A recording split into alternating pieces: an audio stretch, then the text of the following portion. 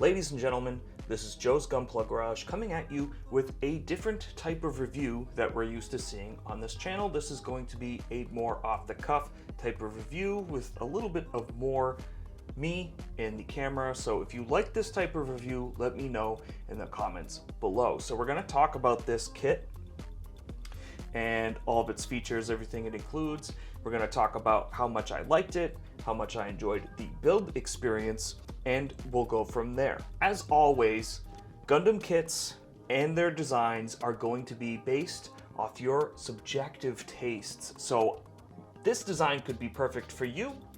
However, for me, this isn't a design I particularly like, and that's primarily due to the backpack itself. I find the backpack would probably work for me if it was in its original colors. To start this review off, let's just talk about the runners. There are 13 runners here. 2 of them are effects runners. So to build the main mobile suit itself, it's going to take 11 runners.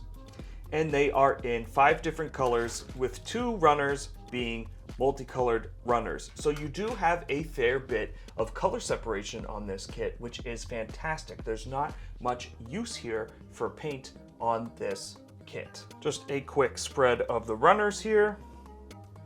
Really nothing crazy. A pretty standard high-grade release from Bandai. So 11 runners make up the Infinite Justice Gundam Spec II and its backpack, and the other 2 runners make up all these effect parts like the shield.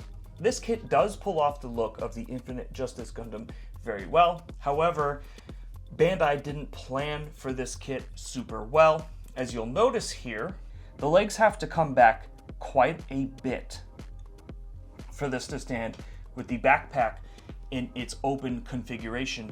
And I know what you're thinking, you can collapse this backpack, and you can do that. However, collapsing the backpack doesn't help. It still needs to be leaned back quite a bit. So let's take a look here. So let's put these wings back. So the wings have articulation here and here, and then they can also swivel. So let's move this whole body back, move this, and we'll swing these down. Both sides, right? And let's fix the feet. Let's put the feet in a more natural forward location. This is a more natural looking pose of this kit. I think we can all agree with that. It's just a typical standing pose. Now let's see if it stands.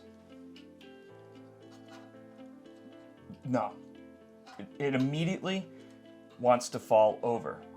Let's put the leg back just a little bit. Just a little bit. So we got 1 foot forward on this, 1 a little back.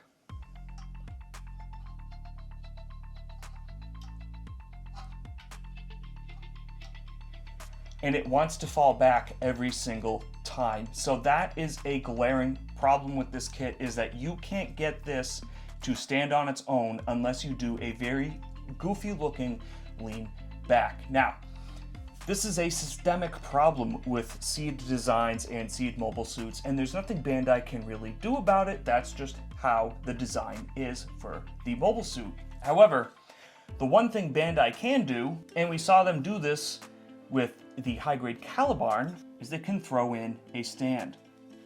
And lucky enough for us, up there in the middle, there is a stand adapter. So what we're gonna do is we're gonna take this stand from the Calibarn, right? Flip it around so the legs are backwards, plug it into the action base connector. It stands perfectly fine. Now it stands fine in all of its X-Wing glory. And as you can see, it's the perfect height for it. It's almost like this stand was built to be used with the Infinite Justice Gundam Spec II. So I'm not trying to come off as overtly negative about this kit and this design. However, it really does require a stand. Now, typically, I do prefer my Gundams to stand without a stand. I don't like using stands if I don't have to. I find that they take up a lot of shelf space, and you really have to kind of plan them out and use them appropriately. So this is a kit that somewhat requires a stand. Most SEED kits end up requiring a stand if we're just going to be honest, but this smooth criminal lean back, I'm just not a big fan of. I don't think it suits the design very well, and it also makes it so you really can't pose it. The second thing that really hurts this lean back pose is the shape of the leg, and again, it's just how it's designed, but having it leaned back this far, it almost looks like the legs are digigrade. If you don't know what digigrade is, look at a Elite from Halo or the hind legs of a dog. That would be considered digigrade, where it kind of loops forward at the ankle. And that's sort of what this looks like, just based off the leg design. So that's just, I mean, even right now, it's leaning back quite a bit and it is teetering. It's teetering right now. So this pack-in stand is required. So if you have a Calibarn, get this stand. I know some old SD Gundam kits come with a stand like this. If you're feeling savvy enough, you could use a brass rod and cut it to length and put it there. That's what I did with my real grade L-Strike Gundam to keep it more minimal to get that kit to stand. But yeah, a kit as iconic as this, and with SEED behind it, because SEED is super popular, you would think that they would have just spent the little extra money to just pack this in, especially considering the dual Blitz has a stand for the Blitz arm, the claw arm. I just think it's weird that this didn't come packed in with this. And this is quite an aerial designed mobile suit too. So you would think this design would benefit from it anyways, considering a lot of its poses have to do with its legs, because it has some beam saber mechanic hidden into the leg itself. It really just benefits from a stand anyways. So I think that really could have saved this kit quite a lot of gruff. I digress on the stand issue that is the primary standout issue with this kit. So I'm going to put the camera up and we're going to take a look at the articulation here. Here we have the Infinite Justice Gundam Spec II in all of its glory, and it's printed in its typical pinkish colors, as well as the purple color with all the white and a tad bit of black there on the body. This does look really good. However, in my opinion, things get kind of ugly when we look at the backpack. I just really wish this was color matched. It's not a problem with the kit, so I'm not going to dock the kit any points for that, because that's just based on how it's designed. So they did a good job capturing the design and the feel of the Infinite Justice Gundam Spec II. It definitely does a good job of color separation. I feel like if this was the past, this white here on the skirt probably would have been a sticker. So everything here is pretty much color separated. There is an okay amount of surface detail on this. It's a little plain for my tastes, but again, it's based off the anime accurate design, so it's not something I'm going to dock the kit points on either. What's surprising is the backpack does have a lot of panel lines here, so we can see all this paneling there, and then on the wing itself. So it's funny that this gets all the detail and the main Gundam kit itself generally doesn't. So getting into the articulation here, we are obviously going to be limited by this monstrosity of a backpack. So the arm can swing, you know, a decent amount. Not a full 360. The backpack does stop it from a full 360. And even doing any type of movement on the backpack generally isn't gonna get it there for you. So that is something you'll have to take into consideration in terms of posing. Now that the shield is off, we're going to take a look even further at arm articulation. So there is a rotation up at the top that will allow you to go 360 up on the top of the bicep. The elbow is a double. You have a double jointed elbow here, so you can do a full flex there on the arm, which looks pretty good. And the hand is on a ball joint, so it will act as expected. The shoulder armor does have some up and down swivel movement here, which is pretty nice. It can reach up quite a bit and give you a T-pose. The arm does have an out swivel joint right there in the armpit, and it can come out pretty good. You can see that reach across for the kit is quite impressive. The head is on a ball joint, so it can look down, it can look up, and it can look up quite a bit of ways.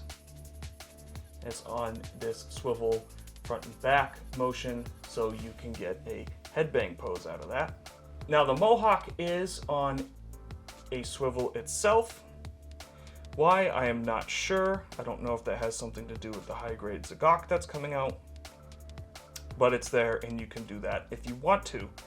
In conjunction with the head and the effect part, you can recreate that scene in the movie where the Infinite Justice Gundam Spec II gets this ridiculous beam out of its main primary horn there.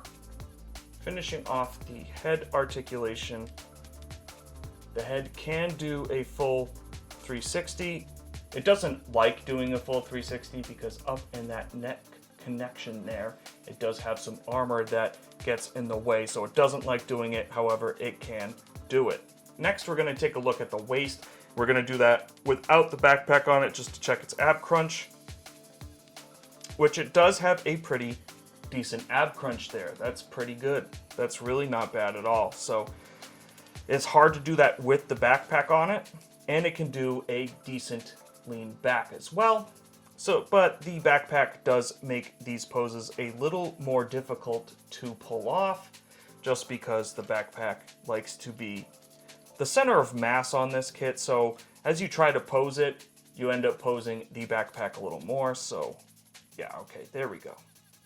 So that will work. You'll just have to grab the backpack from this connection there. The waist also has a side-to-side lean, which is good for those kicking poses. So actually, I'm honestly really impressed with the waist articulation here on this kit. It really is pretty good.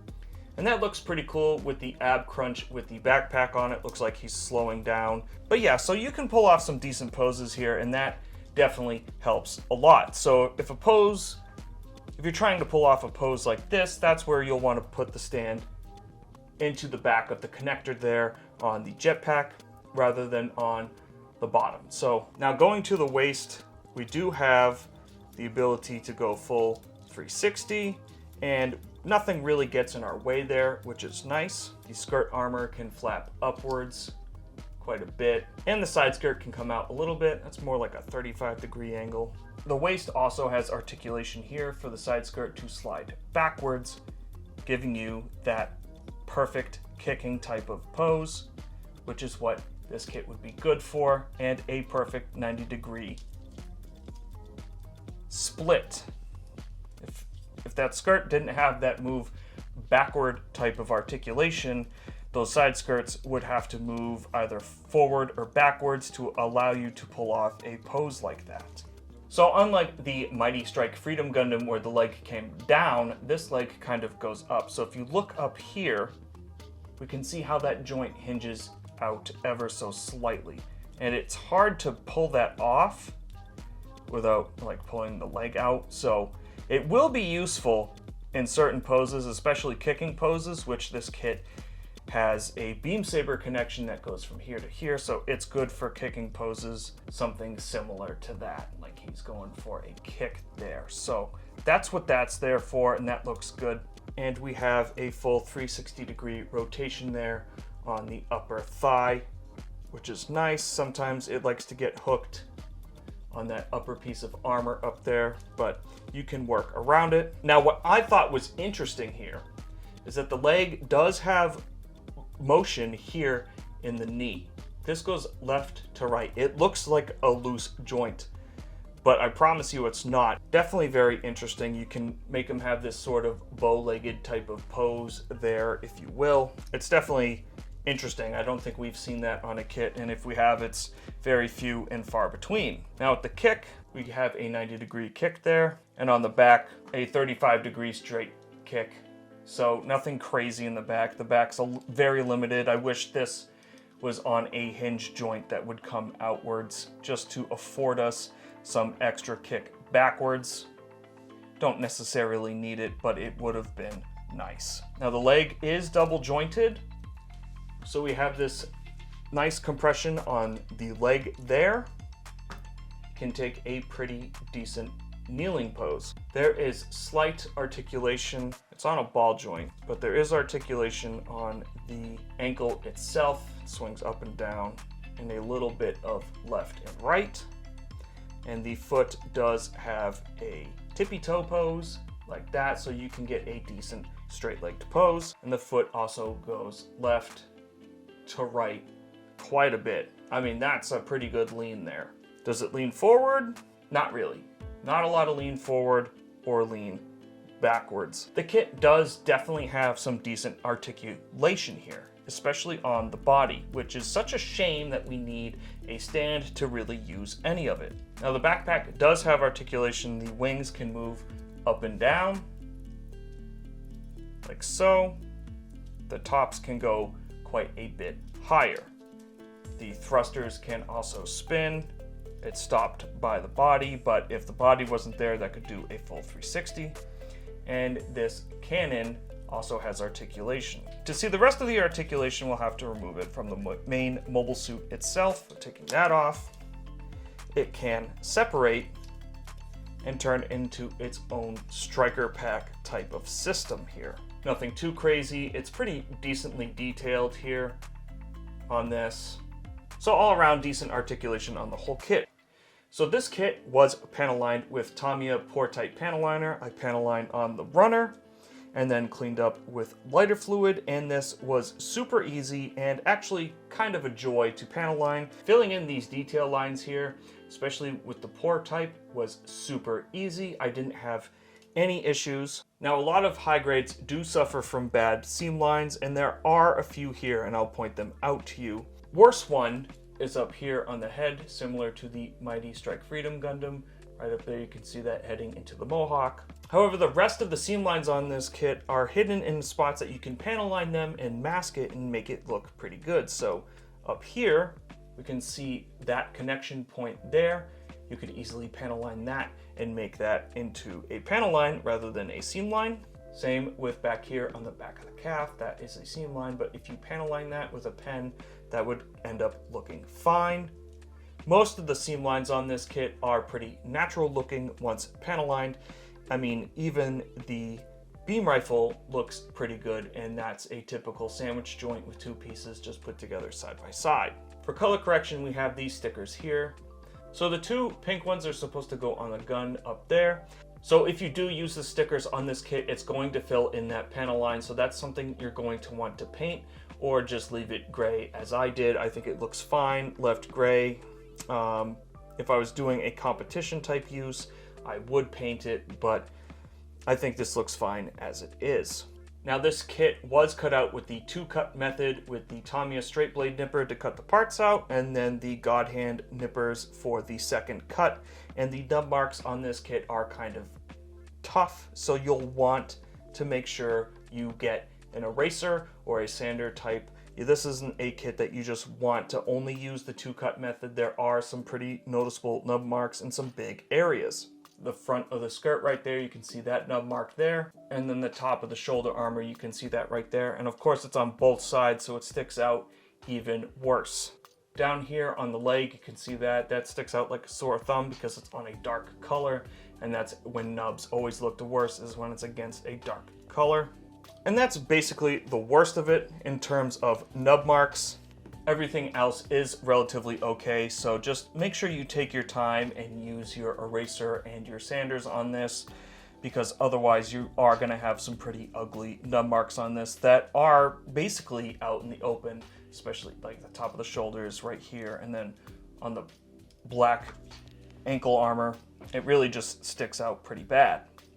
In terms of accessories, we get this beam rifle here, we have a shield here, and this can come off to reveal a beam saber, and it has its own effect part, which is cool, and this little tiny bit of articulation. I think it's a beam boomerang technically, so it does all that.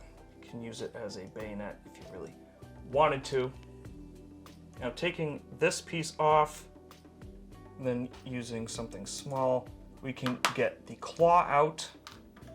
We have a little wire for this part, so let's put the wire into the receptacle, then put the other end into the claw, and we get this little claw weapon that goes onto the shield.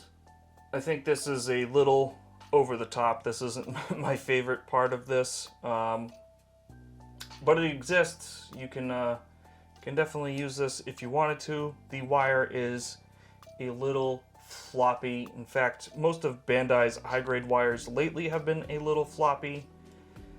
They're definitely not as strong as they used to be.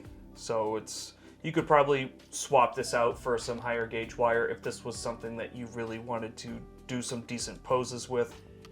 It has a really tight tolerance in there and does not like coming in or out. So just make sure you're mindful of that. We do have these two beam effect parts that go onto the leg, and that goes up in there. So we do have this effect part there. It's not super difficult to put in either, so it's really not bad at all. Now this SEED X-Wing does have its own beam attacks, so if you wanted to fly into the enemy and attack them quickly, you could go ahead and do that. So you can see here, there is now some pink on the wings. This helps liven the design up for me. I think this front visage looks way better, but this guy definitely has a ton of beam blades all over the place. He's really ready to go at it. Let's add another one for good measure, shall we? I mean, yeah, there's a lot of beams on this guy. So if you like beam effect parts and you don't like Destroy Gundam, this may be one that you want to pick up. The last bit of accessories are two beam sabers and beam saber blades. So to put the beam saber on the kit in its stowed form, you'll just want to pop this armor off, and then this peg goes in the other peg on the other side.